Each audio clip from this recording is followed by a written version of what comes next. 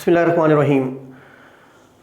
हम जो टॉपिक पढ़ने जा रहे हैं उसका नाम है sliding filament model. Function of muscle के लिए है। आप किसी भी चीज़ का, किसी भी स्ट्रक्चर का फंक्शन तब समझ सकते हैं अगर आपको उसका स्ट्रक्चर क्लैरिफाई हो। तो अगर आपने इससे previous lecture structure of muscle, structure of skeletal muscle नहीं देखा तो पहले उसे लीजिए, उससे क्लियर कीजिए, देन आपको ये फंक्शन ऑफ स्केलेटल मसल या फंक्शन ऑफ मसल समझ आएगा।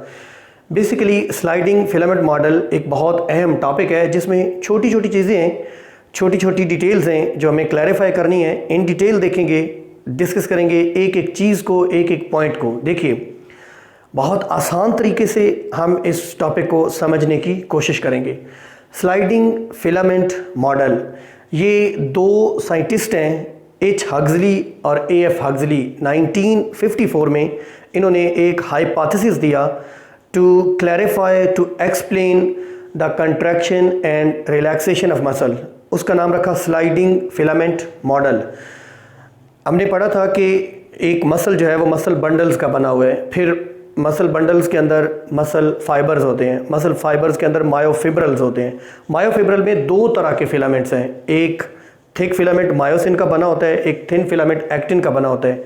तो ये जो हमारे इस मॉडल का नाम है, इस हाइपोथेसिस का नाम है, वो है स्लाइडिंग फिलामेंट मॉडल। कि ये जो फिलामेंट्स होते हैं ये स्लाइड पास करते हैं, ये एक दूसरे के अंदर तक स्लाइड पास कर जाते हैं, तो इसलिए इसका नाम है sliding filament model. What is the model? Model का मतलब होता है कि उन्होंने बनाकर दिखाया, एक नमूना, एक डिज़ाइन बनाकर दिखाया कि ये थिन फिलामेंट है, ये थिक फिलामेंट्स हैं, ये क्रॉस ब्रिजेस हैं, ये बाइंडिंग साइट्स हैं, ये कैसे अटैच होते हैं, इसको स्लाइडिंग फिलामेंट मॉडल कहते हैं। ठीक है, ये मैकेनिज्म ऑफ मसल कंट्रैक्शन को एक्सप्लेन करता है कि मसल कंट्रैक्शन का मैकेनिज्म क्या है, तरीकाकार क्या है, कैसे मसल कंट्रैक्शन होती है। तो हम इसको स्टेटमेंट देंगे। इस स्लाइडिंग फिलामेंट मॉडल की स्टेटमेंट क्या हो सकती है? Thin filaments which are made up of actin, mainly actin protein, और भी होती हैं troponin, tropomyosin. Thin filaments slide past the thick ones. Thick ones कौन से हैं? Myosin filaments.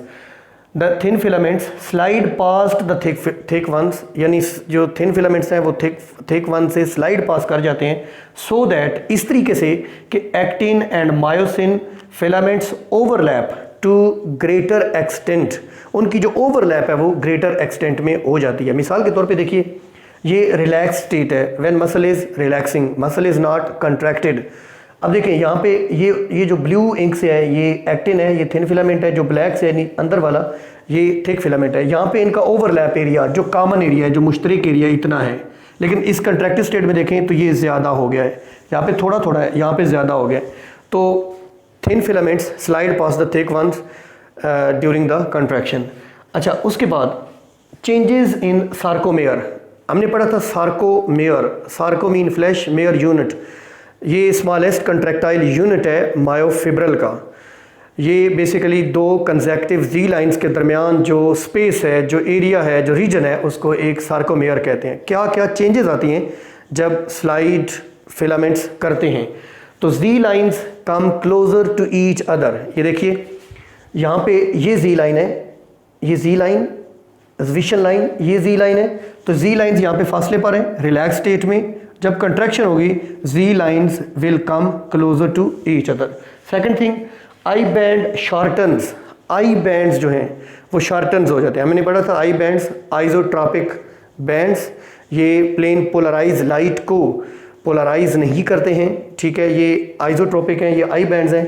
तो यहाँ पे देखें अगर आप, तो यहाँ से यहाँ तक जहाँ पे सिर्फ एक्टिन फिलामेंट, थिन फिलामेंट लाई कर रहे हैं, इस बैंड को, इस पट्टी को, इस एरिया को क्या बोलते हैं? I band. तो यहाँ पे देखिए आई बैंड खासा ज़्यादा है और यहाँ पे आई बैंड सुकड़ गया। आई बैंड्स क्या हो गए? शार्टन हो गए। H zone disappear. एच हेले जोन, ब्राइट जोन। हमें मालूम था कि ये इतना जो है इसको ए बैंड कहते हैं, एन आइसोट्रॉपिक बैंड कहते हैं। यहाँ पे दो रीजन्स हैं, एक जहाँ पे सिर्फ मायोसिन फिलामेंट है और एक जहाँ पे मायोसिन और एक्टिन दोनों हैं। मायोसिन और एक्टिन दोनों हैं। ये जो दरमियान में रीजन है ए बैंड के दरमियान में, जहाँ पे सिर्फ मायोसिन फिलामेंट है, इसको बोलते हैं H zone. This seam something brighter then the all A band. ठीक है, इसको हेले जोन कहते हैं। तो ये जब क्लोज आ जाएंगे तो ओवरलैप कंप्लीट हो जाएगी, H zone will disappear. What actually happens, असल में क्या होता है? हमने पढ़ा था कि ये जो थिक फिलामेंट है इसके ऊपर ये क्रॉस ब्रिजेस हैं, ये जो थिक फिलामेंट की मायोसिन हेड्स हैं इनको क्रॉस ब्रिजेस कहते हैं। ये एक्टिन की बाइंडिंग साइट्स के साथ अटैच हो जाती हैं। जब नर्व इंपल्स आती है तो मायोसिन की क्रॉस ब्रिजेस एक्टिन की बाइंडिंग साइट के साथ अटैच हो जाती हैं। जब अटैच होती हैं तो मसल कंट्रैक्शन हो जाती है। How the cross bridges are controlled, ये क्रॉस ब्रिजेस कैसे कंट्रोल्ड होती हैं? हमने स्ट्रक्चर ऑफ स्केलेटल मसल में देखा था कि एक्टिन या थिन फिलामेंट जो है इसमें मेन प्रोटीन एक्टिन है जो बीड्स की शक्ल में दो polypeptide chains twisted around each other है। उनके ऊपर एक ट्रोपोमायोसिन होती है जो एक्टिन के ऊपर मौजूद बाइंडिंग साइट्स को कवर अप रखती है ताकि मायोसिन की क्रॉस ब्रिजेस इसके साथ अटैच ना हो सकें। जब नर्व इंपल्स आती है, जब कैल्शियम आयंस आते हैं, एक्टिन के साथ ट्रोपोमायोसिन ने कवर किया हुआ है। ट्रोपोमायोसिन और एक्टिन के साथ एक प्रोटीन जुड़ी हुई है ट्रोपोनिन, जिसकी मैंने 3 एग्जाम बताई थी, ट्रोपोनिन सी, ट्रोपोनिन ए, ट्रोपोनिन टी। ट्रोपोनिन सी के साथ जब कैल्शियम आयंस अटैच होंगे, ये कैल्शियम आयंस कहाँ से आएंगे ये हम नेक्स्ट सेगमेंट में पढ़ते हैं। जब ट्रोपोनिन सी के साथ कैल्शियम आयंस अटैच होंगे तो वो ट्रोपोनिन सी को मूव करवाएंगे। ट्रोपोनिन सी के साथ ट्रोपोनिन टी मूव करेगा जो ट्रोपोमायोसिन को डिस्प्लेस करेगा, हटाएगा। ट्रोपोमायोसिन जब डिस्प्लेस होगा तो एक्टिन की जो बाइंडिंग साइट्स जो उसने कवर करके रखी थी वो एक्सपोज हो जाएंगी। जो ही एक्टिन की बाइंडिंग साइट्स एक्सपोज होंगी, जो मायोसिन की क्रॉस ब्रिजेस है वो फौरी तौर पर उसके साथ अटैच हो जाएंगी। यानी cross bridges of the myosin filament have great tendency, great affinity to attach with the binding sites. इसके लिए किसी एनर्जी की जरूरत नहीं है, तो इससे कंट्रैक्शन हो जाएगी। कंट्रैक्शन हो चुकी, अब रिलैक्सेशन होनी है। अब मसल ने रिलैक्स करना है, जैसे ये कंट्रैक्शन होगी बाइसेप की, बेंड हो गया, फ्लेक्शन होगी। अब जब ये बेंड करेगा तो ये रिलैक्सेशन के लिए एटीपी रिक्वायर होती है।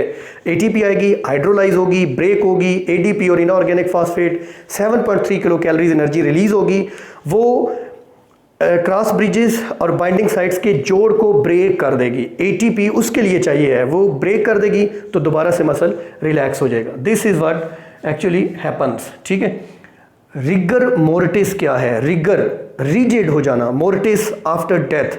जब किसी शख्स की डेथ हो जाती है तो उसकी बॉडी अकड़ जाती है, उसकी बॉडी स्टिफ हो जाती है, सख्त हो जाती है, मूव नहीं करती है। तो बेसिकली एक शख्स जब मरता है उसकी आंखें बंद ना करें, मुंह बंद ना करें तो वो खुले रहेंगे और वो अजीब लगेगा। बेसिकली जब एक शख्स मरता है तो उसमें ATP levels falls down. Muscle contract तो कर गए हैं, जैसे आंखें खुली हैं या मुंह खुला है या बॉडी के ऑर्गन्स कहीं पे भी प्रेजेंट हैं, तो ऑर्गन्स कंट्रैक्ट तो कर गए, मसल्स कंट्रैक्ट तो कर गए, लेकिन रिलैक्सेशन के लिए एटीपी रिक्वायर है। ATP is no more because the person has died, वो मर चुका है, एटीपी नहीं है, तो वो जो क्रॉस ब्रिजेस का जोड़ है वो अब ब्रेक नहीं हो पाएगा, तो वो कंट्रैक्टेड फॉर्म में रहेगा। इसको रिगर मोर्टिस कहते हैं। The stiffening of the muscles, the contraction, the constant contraction stage of the death is called as rigor mortis. Controlling the actin myosin interaction by calcium ions, बड़ा important segment है sliding filament model का। एक heading है, होता क्या basically motor unit हम देखेंगे क्या होता है। एक जो नर्व है, एक जो नर्व आ रही है, एक जो नर्व ट्रैक्ट आ रहा है टूवर्ड्स द मसल, वो कई सारे मसल फाइबर्स को इनरवेट कर रहा है। उन तमाम मसल फाइबर्स को जिनको एक नर्व इनरवेट करती है एक मोटर यूनिट कहते हैं, एक मोटर यूनिट कहते हैं। फिर ये जो मसल फाइबर हैं इनके अंदर बहुत सारे मायोफिब्रल्स हैं, जिनके आगे मायोफिलामेंट्स हैं, जिनके हमने अभी जी लाइंस वगैरह देखी। तो ये जो मसल फाइबर की मेम्ब्रेन होती है इसको सार्कोलीमा कहते हैं। सार्कोलीमा क्यों कहते हैं? क्योंकि ये ऑर्डिनरी प्लाज्मा मेम्ब्रेन से डिफरेंट है। क्या डिफरेंट है? ये अंदर की तरफ इनवेजिनेट होकर, यहाँ पे मैंने डायग्राम बनाई थी, ये अंदर की तरफ इनवेजिनेट होकर टी टिब्यूल्स बनाती है, ट्रांसवर्स टिब्यूल्स, जो आर पार हो जाती है मसल फाइबर की। ये देखिए, ये ट्रांसवर्स टिब्यूल्स हैं। ये एक मसल फाइबर्स के अंदर थाउजेंड्स की तादाद में होती हैं। ठीक है, तो ये पूरे का पूरा एक टी सिस्टम बनाती हैं। अब आगे ट्राइएड क्या है देखें, ये एक टी ट्यूब्यूल है ब्लैक कलर में, और ये सार्कोप्लाज्मिक रेटिकुलम्स हैं। Sarcoplasmic reticulum endoplasmic reticulum of the muscle fibre is called as sarcoplasmic reticulum because it does not have the attached muscles. इसके साथ अटैच्ड मसल्स नहीं होते, यानी रफ एंडोप्लाज्मिक रेटिकुलम वाला सिलसिला नहीं होता। दूसरा, these are highly repeated tubules of the endoplasmic reticulum. ये बहुत ज़्यादा एक्सटेंसिव किस्म का नेटवर्क है, इसलिए इसको स्पेशल नाम सार्कोप्लाज्मिक रेटिकुलम। इसमें जब नर्व इंपल्स आती है, नर्व इम्पल्स ब्रेन ने चाहा मसल्स कंट्रैक्ट करें, एक नर्व इम्पल्स आई, एक एक्शन पोटेंशियल आया, वो ये जो टी ट्यूब्यूल है ये बार वाले फ्लूइड के साथ कंटिन्यूस है। यहाँ पे आया मैसेज आया, यानी वो एक्शन पोटेंशियल आया, ये जुड़ी हुई है इसके साथ सार्कोप्लाज्मिक रेटिकुलम का एडजेसेंट जो ट्यूब्यूल्स हैं, किस तरफ है और एक किस तरफ है, एक ये सार्कोप्लाज्मिक रेटिकुलम की ट्यूब्यूल, एक ये और एक टी ट्यूब्यूल, तीन चीज़ें मिलकर ट्राईएड बनेगा, एक ट्राईएड बनेगा।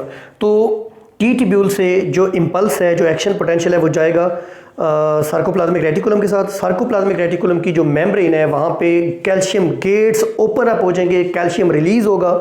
ये कैल्शियम जाएगा किधर, ये जाएगा उधर ट्रोपोनिन सी के साथ अटैच होगा, ट्रोपोनिन टी मूव करेगी और ट्रोपोनिन जो ए है वो सहारा देगी। ट्रोपोनिन टी जब मूव करेगी तो ट्रोपोमायोसिन हट जाएगी, binding sites will get open और cross bridges of the myosin और binding sites of the actin will bind with each other और इससे हो जाएगी कंट्रैक्शन।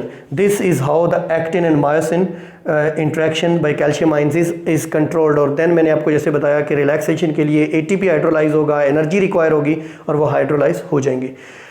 ये एक दफ़ा मैं फिर से बता दूं आपको कि देखें, ये रिलैक्स स्टेट है और ये कंट्रैक्टेड, फुली कंट्रैक्टेड स्टेट है। रिलैक्स स्टेट में क्या है कि जी लाइंस एक दूसरे से करीब हैं, एच जोन प्रेजेंट है, क्रॉस ब्रिजेस बाइंडिंग साइट्स के साथ अटैच्ड नहीं हैं और जो ही एक इम्पल्स आएगी तो ये जो क्रॉस ब्रिजेस हैं, ये जो रेड शक्ल में है, ये एक्टिन की बाइंडिंग साइट साथ अटैच हो जाएगी। यहाँ पे आपको अटैच दिखाई गई हैं, एच जोन डिसअपीयर हो जाएगा, Z lines will come close to each other, contraction will take place और रिलैक्सेशन के लिए फिर ब्रेक करने के लिए एटीपी रिक्वायर होगा। आखिर में एक शॉर्ट क्वेश्चन है, ऑल आर नन रिस्पॉन्स या ऑल आर नन प्रिंसिपल।